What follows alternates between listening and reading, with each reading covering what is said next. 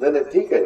आता तुम्हाला बारामतीकरांना सांगतो, मला तुम्ही 91 पासून आमदार केलं, खासदार केलं, तेव्हापासून कधी प्रतिभागी आलं नाही. आताच म्हणजे काय नातवाचा पुळका आला मला तर जर मी खाताडा पेताडा काही गंजाडी पिंजाडी असतो तर गोष्ट वेगळी. त्यानं वाटोळे केलं बारामतीचं, ही फार बाद झालेला आहे. आता ह्याच्या हातात बारामती ठेवली तर फार बारामतीची ही वाटच लावेल असं काही असतं तर गोष्ट राजेश बरोबर आहे. बरोबर ना. आता मी तुमच्याकडे मत मागायला आलो त्यावेळेस मी पहिल्यांदा विकास सोसायटीचा पंच झालो, मग तिथं चेअरमन झालो, मग नंतर आमच्या साखर कारखान्याचा डायरेक्टर झालो, नंतर बारामती तालुका दूध संघात बसायला 87 ला सुरुवात केली. 4 वर्ष मी काम करत राहिलो आणि त्याच्या आधी तर मी 84 ला बारामती आपल्या छत्रपती कारखान्याचं संचालन झालं.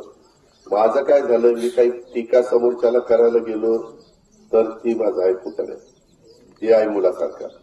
पुन्हा आम्हीच आमच्या घरातल्यांची एकमेकाची निकाती करतो असो, नाही तर असं केलं की पुन्हा आमचा नाभिक समाज नाराज होणार. दादाने असं केलं, त्यामध्ये ते मला करायचं नाही.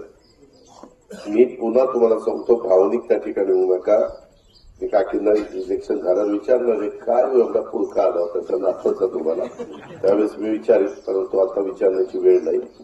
कधी आपल्या बारामतीमध्ये ही गोष्ट आपण केली नाही. एवढ्या निवडणुका लढवल्या. काल मला सांगितलं त्या महिलांना 500 रुपये रोजाने तिथे आणून बसवलं 11 ला. 2 वाजल्यानंतर 3 वाजल्यानंतर त्या महिलांना पाणी नाही, चहा नाही, चहा पाणी देतो अशातला भाग नाही, पण पैसे नाही, काही नाही. ही बारामतीमध्ये पद्धत नव्हती. आता सगळ्या काही गोष्टी सुरू झाल्या. तर ठीक आहे, ज्याच्याकडे पैसे आहेत ते त्या ठिकाणी कशा पद्धतीने खर्च करतायत.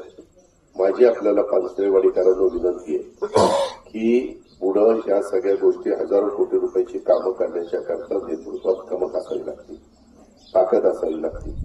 उद्याच्याला फोन केला, समजा कुणी आलं आणि त्याच्या संदर्भामध्ये आपण फोन संपत आला आणि संपत्ती फोन करायला सांगितला. फोन केल्यानंतर अधिकाऱ्यांनी पण तिथं प्रतिसाद दिला पाहिजे, त्यांना तो पोरखेळ वाटता कामा नये. आणि म्हणून माझी आपल्याला सगळ्यांना विनंती आहे की या सगळ्याचा साकल्याने विचार त्या ठिकाणी करा. आपल्याला राज्याचं हित साधायचंय. आपल्याला शिवशाहू फुले आंबेडकरांची विचारधारा सोडायची नाही. मी ती कुठल्याही परिस्थितीमध्ये सोडलेली नाही. आपल्याला अजून बरीच काही कामं सुपा परगणा आणि बाकीच्या भागामध्ये त्या ठिकाणी करायची. एकदा मला पण माझ्या कारकिर्दीमध्ये पाण्याच्या बाबतीत मी माझ्या भागाला स्वयंपूर्ण केलेलं आहे हे मला कृतीतनं त्या ठिकाणी दाखवायचंय.